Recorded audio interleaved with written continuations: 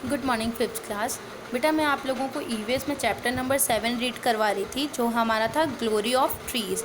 ये चैप्टर हमारा अभी पूरा कंप्लीट नहीं हुआ था, बस थोड़ा सा रिमेनिंग था। ठीक है, तो वो चैप्टर मैं आपको ये पूरा समझा देती हूँ, और इसमें जो वर्ड मीनिंग्स है वो मैंने इस चैप्टर में ही टिक कर दिए हैं। तो जिससे क्या होगा, आप ही जब मैं आपको ये पीडीएफ भेजूँगी तो जब आप चैप्टर की रीडिंग करेंगे तो आपको उसके वर्ड के मीनिंग्स भी साथ साथ मिलते जाएंगे। ठीक है, तो ये वर्ड मीनिंग आप अपने नोटबुक में कंप्लीट कर लेना और इस चैप्टर की रीडिंग कर लेना। तो कोई प्रॉब्लम हो तो मुझसे पूछ लेना आप, है ना। तो नेक्स्ट क्लास में हम क्या करेंगे, जब हमारी ईवीएस की नेक्स्ट लाइव क्लास होगी तो उसमें हम क्वेश्चन आंसर्स भी डिस्कस कर लेंगे।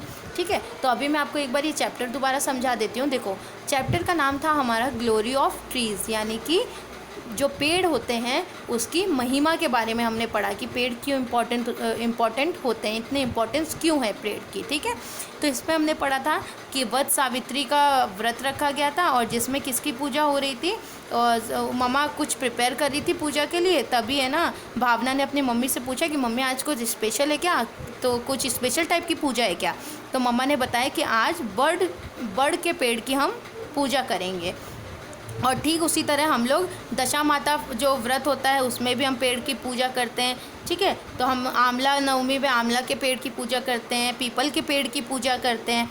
तो इसी तरह हम लोग ये पूजा क्यों करते हैं, पेड़ों की पूजा करना क्यों ज़रूरी है, ताकि हम अपने फॉरेस्ट को, अपने जंगल को बचा सके, पेड़ पौधों को बचा सके, ताकि हम लोगों को बता सके कि इसकी इम्पोर्टेंस कितनी है। इसलिए हम पेड़ों की पूजा करते हैं। ठीक है, तो देखो फर्स्ट है ग्लोरी। ग्लोरी का मतलब महिमा। वट सावित्री, फास्ट मतलब वट सावित्री का व्रत। थर्ड है देखो यहाँ पर वर्शिप। वर्शिप मतलब होता है पूजा। फोर्थ है सेव फॉरेस्ट। फोर्थ क्या है, सेव फॉरेस्ट, तो इसका मतलब जंगल बचाओ। फिफ्थ है डिफॉरेस्टेशन। तो डिफॉरेस्टेशन मैंने आप लोग को लाइव क्लास में भी समझाया था कि डिफॉरेस्टेशन मतलब क्या होता है, वनों की कटाई। ठीक है, पेड़ पौधों का कटना।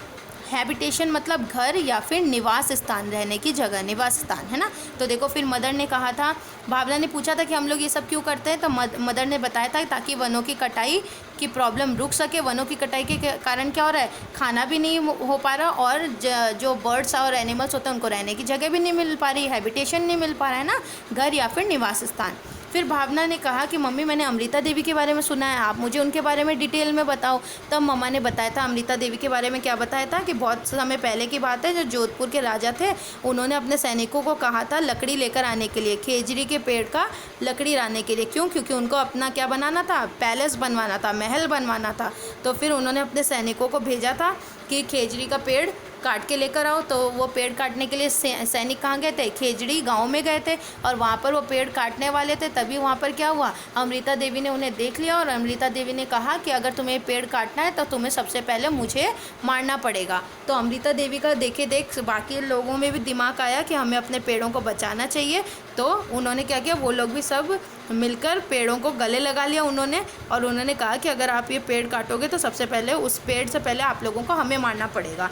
फिर उन सोल्जर्स ने क्या किया था, सैनिकों ने उन लोगों को मार दिया था, और वो फिर भी पेड़ लेकर चले गए थे। लेकिन उस पेड़ को बचाने के लिए, पेड़ की इम्पोर्टेंस समझाने के लिए अमृता देवी और 363 लोगों ने अपनी जान दे दी थी।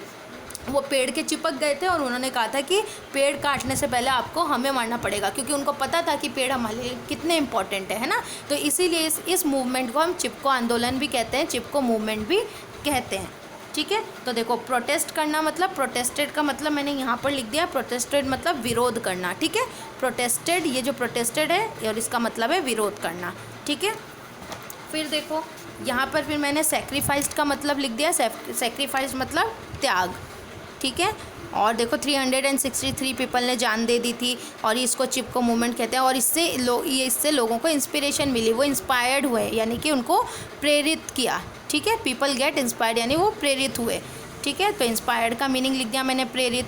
फिर क्या हुआ, लोगों ने अपनी जान दे दी थी पेड़ बचाने के लिए, ये मैंने आपको बता दिया। फिर हमने यहाँ पे देखा था कि हमने पास्चर लैंड और ऑरल लैंड के बारे में पढ़ा था कि हम क्या करते हैं, जो ज़मीन है उसको बचाने के लिए किसी भी महान संत या महान आदमी के नाम पर उस ज़मीन को कर देते हैं, जिससे कि लोग उस जगह के पेड़ पौधों को ना काटें, है ना। और मैंने बताया था कि भव्या और संजय, जो after visiting the fair, Bhavya और संजय नाम के जो दो लोग थे वो फेयर अटेंड करके आए थे, यानी मेला अटेंड करके आए थे। तो देखो मैंने यहाँ पे लिख दिया है फेयर मतलब मेला। ठीक है, मेला अटेंड करके आए थे और उन्होंने फिर बातचीत की तो पास्चर लैंड और ऑरन लैंड की बात चली। तब उन लोगों ने, भव्या ने उनको बताया कि आई हैव सीन, उसने बहुत सारी ऐसी जगह देखी है जहाँ पेड़ नहीं होते और बिना जोती हुई भूमि होती है। अनकल्टिवेटेड लैंड मतलब जहाँ कुछ उगाया नहीं गया है, बिना जोती या फिर बोई हुई भूमि। ठीक है, फिर उन लोगों ने अपने टीचर से पूछा था कि पास्चर लैंड और ऑरन लैंड क्या होता है। पास्चर लैंड का मीनिंग मैंने यहाँ लिख दिया, चारागाह। ठीक है, चरने वाली जगह जहाँ चरा जा सके। ठीक है, एनवायरनमेंट कंजर्वेशन मतलब पर्यावरण संरक्षण, यानी कि जो हमारे आसपास जो पेड़ पौधे, हमारा जो एनवायरनमेंट है उसको बचाना, संरक्षण देना उसको।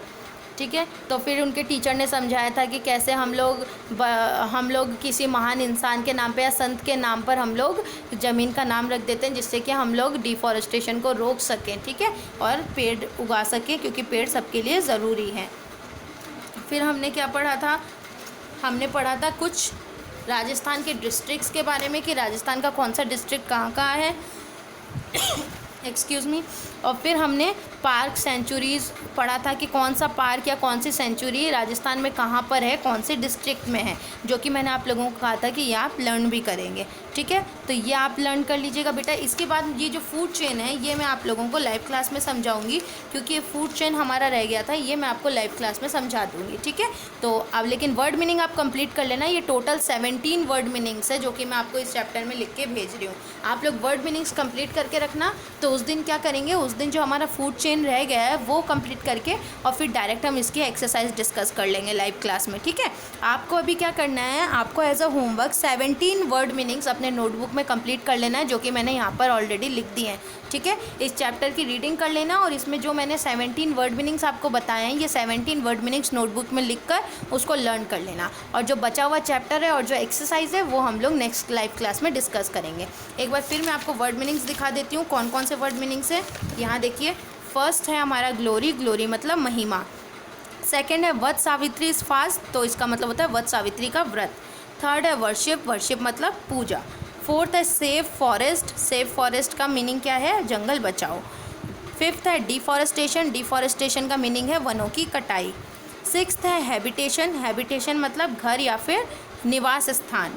सेवेंथ है प्रोटेस्टेड, प्रोटेस्ट करना मतलब विरोध, विरोध करना। ठीक है, एट्थ है हमारा, ये देखिए यहाँ पर एट्थ है सेक्रीफाइस, सेक्रीफाइस मतलब त्याग।